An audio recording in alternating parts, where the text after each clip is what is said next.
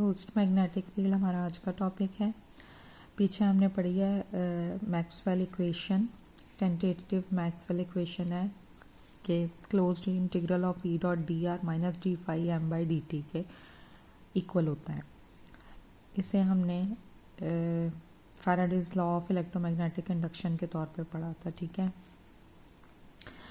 अब ई dot D R का मतलब ये है कि किसी भी क्लोज्ड लूप के अंदर जो इलेक्ट्रिक फील्ड है हमारे पास, ठीक है, आर रेडियस की कोई भी हमारे पास प्लेट मौजूद है, उसके अंदर इलेक्ट्रिक फील्ड प्रोड्यूस होगी डिस्प्लेसमेंट की वजह से अगर उसके अंदर मैग्नेटिक फ्लक्स चेंज होगा। ये इक्वेशन हमें ये बताती है, ठीक है।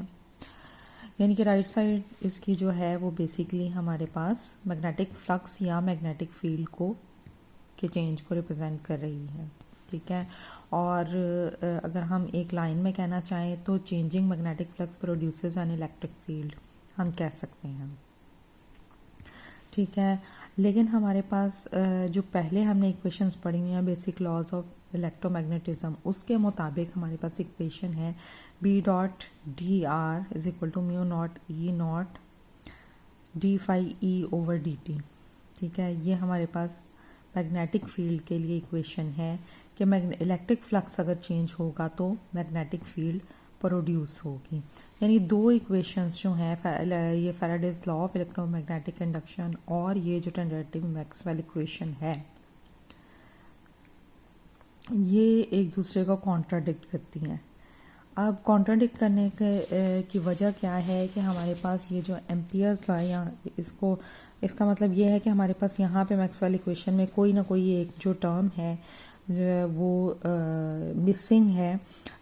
उस टर्म और ये वाली जो टर्म है इनको ऐड करेंगे तो हमारे पास ज़ीरो आ जाएगा, जो कि हमारे पास फोर्थ मैक्सवेल इक्वेशन है। यानी कि हमारे पास सिंगल मोनोपोल जो सा है, मैग्नेटिक मोनोपोल, वो एग्जिस्ट नहीं कर सकता, ठीक है। स्टार्ट करते हैं। फिर इसके लिए जो हमारी मिसिंग टर्म है उसको हम फाइंड आउट करने की कोशिश करते हैं। उसके लिए हम एक पैरेलल प्लेट कैपेसिटर को कंसिडर कर लेते हैं। दोनों जो हैं वो एक ही वायर से हमने कनेक्ट कर दिए हैं और दूसरे एंड्स जो हैं इन वायर के हमने किसी सोर्स ऑफ ईएमएफ के साथ कनेक्ट कर दिया उनको, ठीक है। अब ये जो पैरेलल प्लेट कैपेसिटर है, इसकी प्लेट्स जो हैं वो सर्कुलर शेप की हैं। हाई करंट फ्लो कर रहा है इसके अंदर से, वायर के अंदर से, ठीक है। और चार्ज इन दोनों प्लेट्स के ऊपर क्रिएट हो रहा है, ठीक है। अब ये है कि हम एम्पियर लॉ इसमें हम अप्लाई करने की कोशिश करते हैं, तो उसके लिए हम एम्पिरियन लूप डिफाइन कर देते हैं इस तरह से। एम्पिरियन लूप उन्होंने दिखाई हुई है। अगर हमारे पास आई की डायरेक्शन ये आ रही है तो इसका मतलब ये है कि इसकी जो ये जो लूप है ये हमें मैग्नेटिक फील्ड लाइंस क्लोज्ड उसको रिप्रेजेंट कर रही है। तो यहाँ पे मैग्नेटिक फील्ड की डायरेक्शन ये बन रही है, ठीक है ना, इस डायरेक्शन में है। तो इस तरह से मैग्नेटिक फील्ड की ये हमारे पास डायरेक्शन आ रही है और वही डायरेक्शन हम डी आर की भी देंगे, ठीक है। अब एम्पियर लॉ हमें ये बताता है अगर ये मैग्नेटिक फील्ड है इसके अंदर, ये क्लोज लूप एम्पिरियन लूप हमने कंसिडर की है, इसके अंदर जो है वो करंट इसके अंदर से ही पास कर रहा है ना। इसका मतलब ये है कि ये वो सरफेस जहाँ पे करंट जो है वो पास कर रहा है उसी को एम्पिरियन लूप जो है उसने इनक्लोज किया हुआ है। इसका मतलब वो सारा जो करंट है वो इसके अंदर लाई कर रहा है, इसके अंदर लाई कर रहा है, तो इसके ऊपर जाहिर है एम्पियर लॉ जो है वो अप्लाई होता है। कैसे आएगा हमारे पास, अगर बी यहाँ पे मैग्नेटिक फील्ड है, बी डॉट डी आर जो है वो म्यू नॉट आई के बराबर आ जाएगी, ठीक है। ये आपने पढ़ा ही हुआ है कि लाइन इंटीग्रल क्लोज लूप का जो है of magnetic field, line integral of a close loop carrying a magnetic field B is equal to mu naught times current enclosed in the loop, total current enclosed in the loop, ठीक है। अब अगर यही जो loop है हम इतनी इसको एक्सपेंड कर दें और एक्सपेंड करने के बाद इतना ज़्यादा बड़ा बना लें कि ये हमारी जो left plate of the capacitor है उसको पूरी तरह से इनक्लोज कर रही हो, उस सूरत में फिर हमारे पास जो ये वाली साइड है बी डॉट डी आर वाली जौन सी है वो क्या आएगी। चूंकि ये जो सारा का सारा करंट है यहाँ पे इस लूप के अंदर आ रहा है, यही हमारी जो left plate of the capacitor है यही हमारी एम्पिरियन लूप है। चूंकि सारे का सारा करंट इसके अंदर आ रहा है, सेम मैग्नेटिक फील्ड यहाँ पे मौजूद होगी, लिहाजा B dot D R same ही रहेगी, चेंज नहीं होगी। ठीक है। जबकि राइट हैंड साइड जो होगी एम्पियर लूप की, अब चूंकि कैपेसिटर है, कैपेसिटर जो है वो करंट को रोकने का काम करता है, करंट को रोक के तो फिर उसके अंदर चार्ज जो है वो एक्यूमुलेट होता है। इसका मतलब ये है कि दोनों जो प्लेट्स हैं उनके दरमियान तो करंट का कोई पाथ मौजूद नहीं, यहाँ तक आ रहा है करंट इस प्लेट के ऊपर चार्ज प्रोड्यूस करने के लिए आ रहा है। इसी तरह इधर से भी जब लीव कर रहा है तो चार्ज यहाँ पे इंड्यूस करने के बाद लीव कर रहा है, ठीक है। लेकिन इनके दरमियान ऐसा कोई पाथ मौजूद नहीं है जहाँ पे करंट फ्लो करे। इसका मतलब यहाँ पे जो करंट आ रहा है वो यहाँ आके रुकता जा रहा है, ठीक है। इट मीन्स अगर लेफ्ट हैंड साइड को देखा जाए तो हमारे पास B dot D R still same रहेगा, जबकि राइट हैंड साइड जो हमारे पास इक्वेशन है वो 0 दे देगी, जो कि हमारे पास फोर्थ मैक्सवेल इक्वेशन है, ठीक है। लेकिन अगर हमें मालूम है कि कोई भी कंडक्टिंग वायर इन दोनों सर्फेसिस के अंदर से पास नहीं कर रही हैं, ये जो चीज़ है जो कैपेसिटर के लिए तो ट्रू है लेकिन एम्पियर लॉ को ये अपोज करती है। अब क्या करेंगे हम, इसका मतलब है यहाँ पे हमें मिसिंग टर्म है हमारे पास कोई ना कोई, ये इक्वेशन जो है वो कंप्लीट नहीं है। अगर ये इसमें एक और टर्म हम ऐड कर दें तो ये मैक्सवेल इक्वेशन को भी सेटिस्फाई कर देगी और मैक्सवेल इक्वेशन जो है एम्पियर लॉ को भी सेटिस्फाई कर देगी। तो एक कनेक्शन कायम हो जाएगा दोनों लॉज इक्वेशंस ऑफ इलेक्ट्रोमैग्नेटिज्म के दरमियान। उसके लिए फिर हम क्या करेंगे, उसके लिए हम कंसिडर कर लेते हैं कि ये जो कैपेसिटर है की प्लेट है, इसके ऊपर हमारे पास एक से मैं कह देती हूँ, चूंकि यहाँ एंटर हो रहा है करंट, तो यहाँ पॉजिटिव चार्ज है या नेगेटिव है और इलेक्ट्रिक फील्ड की मेरे पास ये डायरेक्शन आ रही है। से dt टाइम में मेरे पास इलेक्ट्रिक फील्ड जो है उसका जो चेंज है, जैसे जैसे फ्लक्स उसके अंदर डेवलप हो रहा है वो dE है, और यूनिट टाइम में dE/dt आ जाएगा। अब ये dE/dt क्या है, time rate of change of electric field, ठीक है। ये जो इलेक्ट्रिक फील्ड है, इसकी जो इलेक्ट्रिक फील्ड लाइंस होंगी वो प्रोड्यूस होंगी किसमें, उस रीजन में जहाँ पे लेफ्ट और right plate of the capacitor के दरमियान, ठीक है। अब ये जो इलेक्ट्रिक फील्ड लाइंस हैं ये इलेक्ट्रिक फ्लक्स कहलाएंगी। जितना ज़्यादा इलेक्ट्रिक फील्ड स्ट्रॉन्गर होगी उतनी ही number of electric flux lines जो हैं वो ज़्यादा हो जाएंगी, ठीक है। इसका मतलब ये है कि अगर से मैं कहूँ कि dt टाइम में यहाँ d5 फ्लक्स जो है वो पास कर रहा है, तो चेंज इन फ्लक्स जो होगा वो क्या हो जाएगा, d5e/dt। अब ये इलेक्ट्रिक फ्लक्स है, जो पीछे हमने कंसीडर किया था वो मैग्नेटिक फ्लक्स था, ठीक है। Faraday's law of electromagnetic induction हमें ये कहता है कि जब भी मैग्नेटिक फ्लक्स चेंज होगा यानी d∅m/dt होगा, तब इलेक्ट्रिक फील्ड जो है वो क्रिएट हो जाएगी, ठीक है। अच्छा, अब यहाँ पे देखा जाए ये इलेक्ट्रिक फ्लक्स है और ये जो सा है मैग्नेटिक फ्लक्स है, ठीक है। ये जो लेफ्ट हैंड साइड जो है इलेक्ट्रिक फील्ड ये कैसे आ रही है हमारे पास, मैग्नेटिक फ्लक्स को चेंज करने से, ठीक है। मैग्नेटिक फ्लक्स के चेंज करने से इलेक्ट्रिक फील्ड क्रिएट हो रही है। इसका मतलब ये है कि अगर मैग्नेटिक फ्लक्स को चेंज करने से इलेक्ट्रिक फील्ड क्रिएट हो रही है तो यहाँ पे हमारे पास कोई ना कोई ऐसी इक्वेशन होनी चाहिए जिसमें इलेक्ट्रिक फ्लक्स को चेंज करने से मैग्नेटिक फील्ड क्रिएट होनी चाहिए, और वही इक्वेशन हमारे पास मौजूद नहीं है। इलेक्ट्रिक फील्ड वाली के चेंज वाली टर्म जो है वो हमारे पास मैग्नेटिक फील्ड की क्रिएशन वाली जो इक्वेशन है उसके अंदर मौजूद होनी चाहिए, जबकि हमारे पास नहीं है। इधर हमारे पास सिंपल करंट है। से उसके लिए हम सपोज कर लेते हैं फॉर सिमेट्री कि जिस तरह से मैग्नेटिक फ्लक्स का चेंज जो है इलेक्ट्रिक फील्ड को क्रिएट कर रहा है, उसी तरह हम सपोज कर लेते हैं कि इलेक्ट्रिक फ्लक्स का जो चेंज है वो मैग्नेटिक फील्ड को क्रिएट कर रहा है। ये जो इक्वेशन है मैं कह सकती हूँ कि ये जैसे मैग्नेटिक फ्लक्स के चेंज का इलेक्ट्रिक एनालॉगस है, उसी तरह ये इलेक्ट्रिक फ्लक्स के चेंज का मैग्नेटिक एनालॉगस है, ठीक है। तो ये वाली जो टर्म है वो इस इक्वेशन में मिसिंग है। दोनों को अगर हम कंबाइन करेंगे तो हमारे पास ये इक्वेशन आ जाएगी, B.dr μ0I प्लस μ0ε0। अब ये जो टर्म है यहाँ पे हमारे पास, ठीक है, ये हमारे पास पहले टेंटेटिव मैक्सवेल इक्वेशन में मौजूद नहीं थी, ठीक है। ये वाली जो टर्म थी पहले हमारे पास 0 थी एम्पियर लॉ में, और ये दोनों टर्म्स जो थी वो 0 थी हमारे पास फोर्थ टेंटेटिव मैक्सवेल इक्वेशन में। अगर इसको देखा जाए तो ये हमारे पास दोनों जो चीज़ें हैं ज़ीरो हैं उस सूरत में है कि अगर हमारे पास सेम लूप जो है left plate of the capacitor को एनक्लोज कर देगी। जब एनक्लोज कर देगी, चूँकि वहाँ पे करंट जो है वो वहाँ पे बिल्कुल फ्लो नहीं कर रहा, आगे फर्दर पाथ जो है उसका ज़ीरो है तो ज़ीरो हो जाएगा। लेकिन ये उस सूरत में होगा जब हम कैपेसिटर को की टर्म हम ले रहे हैं, ठीक है। जो एम्पीरियन लूप है वो कैपेसिटर की प्लेट को ही इनक्लोज कर रही है।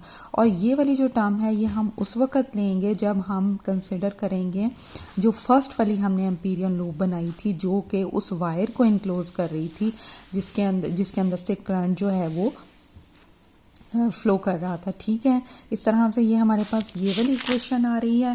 और जब हमने एम्पीरियन लूप को कहा था कि लेफ्ट जो प्लेट है वो पूरी की पूरी उसको इनक्लोज करिए, तो फिर हमारे पास ये इक्वेशन आ रही, ठीक है। और ये वाली इक्वेशन आ रही थी जिसमें ये वाली जो टर्म है वो ज़ीरो आ रही थी, जो कि फोर्थ टेंटेटिव मैथमेटिकल इक्वेशन आ रही थी, ठीक है। अब ये जो दोनों इक्वेशंस हैं, अगर दोनों सूरतें ना हो, ना तो एम्पीरियन लूप हमारे पास वायर को इनक्लोज करे, ना ही एम्पीरियन लूप जो है वो left plate of the capacitor को इनक्लोज करे, तो आंसर हमारे पास जो आंसर है नॉन ज़ीरो आएगा, ठीक है। और दोनों इक्वेशंस जो हैं, कुछ मैग्नेटिक फील्ड इसकी वजह से क्रिएट होगी, कुछ मैग्नेटिक फील्ड जो है वो इसकी वजह से क्रिएट होगी, ठीक है। अच्छा, अब देखना ये है, ये हमारे पास एक करंट दे रहा है, ठीक है। ये जो टर्म है हमारे पास इक्वेशन की, ये आया इन दोनों की डायमेंशंस, और इधर वाली जो हमारे पास टर्म मौजूद है उसकी डायमेंशन सेम है, ये हमने देखना है।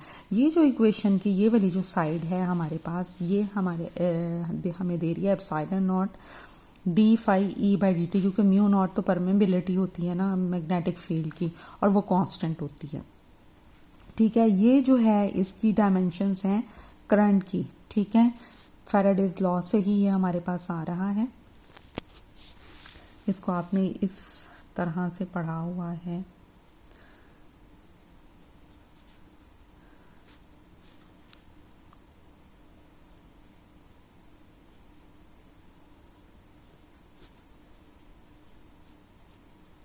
इस तरह से, ठीक है, कि ईएमएफ इंड्यूस हो जाती है चेंजिंग फ्लक्स की वजह से।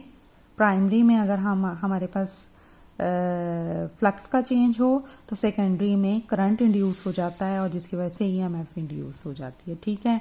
तो अब इसकी डायमेंशंस यहाँ से ये पता चल रहा है कि ये करंट की डायमेंशंस हमें दे रहा है, और इस करंट को हम कहते हैं डिस्प्लेसमेंट करंट। किस वजह से डिस्प्लेसमेंट? क्योंकि ये डिस्प्लेसमेंट आ रही है ना इन टर्म्स ऑफ मैग्नेटिक फील्ड, ठीक है। तो ये हम इसको कह देते हैं कि ये डिस्प्लेसमेंट करंट को रिप्रेजेंट कर रही है, और इसको हम डिनोट करते हैं आई डी से, डी फॉर डिस्प्लेसमेंट। हमें पता है जो लास्ट हमने इक्वेशंस पढ़ी हुई हैं इलेक्ट्रोस्टैटिक्स की, उसके मुताबिक जो है डिस्प्लेसमेंट करंट, अगर करंट है तो वो हमारे पास dot product of current density और एरिया के बराबर होता है। और यहाँ से जो है करंट डेंसिटी हमारे पास करंट डेंसिटी जो है हमारे पास करंट ओवर एरिया के इक्वल आ जाती है। चूंकि डिस्प्लेसमेंट करंट है लिहाजा डिस्प्लेसमेंट करंट डेंसिटी हो जाएगी, ठीक है। यहाँ आई डी के हम वैल्यू पुट कर देते हैं, हमारे पास आ जाएगा epsilon not over A d phi E over D t. Electric flux जो है by definition e dot a के इक्वल होता है, लिहाजा हमने उसकी वैल्यू पुट कर देनी है। ये आ जाएगा हमारे पास epsilon not over A D E A over D T. यहाँ से ए चूंकि एरिया सेम है लूप का, कैंसल आउट हो जाएगा, बाकी हमारे पास रह जाएगा epsilon not D E over D T. ये वही टर्म है। इसका मतलब ये है कि ये बेसिकली हमारे पास एम्पियर लॉ को ही रिप्रेजेंट कर रही है। यहीं से हमने स्टार्ट किया था ना रिस्टोरेशन ऑफ एम्पियर लॉ, वहीं पे आगे हम, ठीक है। तो इसका मतलब है कि ये हमारे पास modified generalization of Ampere's law आ गए in terms of displacement current, ठीक है। अब इसका मतलब ये है कि यहाँ पे ये जो इक्वेशन, ये वाली जो टर्म है, इसको हम लिख सकते हैं I not epsilon not D phi E over D T, इसको आई डी लिख देते हैं। तो हमारे पास इक्वेशन बन जाएगी b dot D r mu naught I plus mu naught I d. ये डिस्प्लेसमेंट करंट है, ठीक है। अब यहाँ से हमारे पास अगर पैरेलल प्लेट कैपेसिटर ने हमने लिया है और ई आई करंट उसमें से पास किया है, ए उसका एरिया ऑफ क्रॉस सेक्शन है और इलेक्ट्रिक फील्ड ई वहाँ पे इस्टेब्लिश हो गई है in the gap between the plates, तो हमारे पास वो जो इलेक्ट्रिक फील्ड है for the parallel plate of capacitor sigma over epsilon not के बराबर है। ये हमने गॉसेस लॉ की एप्लीकेशंस में किया हुआ है पैरेलल प्लेट कैपेसिटर के लिए, ठीक है, ये उसका रिजल्ट है। और ये जो सिग्मा है ये क्या है, सरफेस चार्ज डेंसिटी इसको कहते हैं, और क्यू ओवर ए के ये इक्वल होती है, क्यू ओवर ए के इक्वल हमने पुट कर दी है।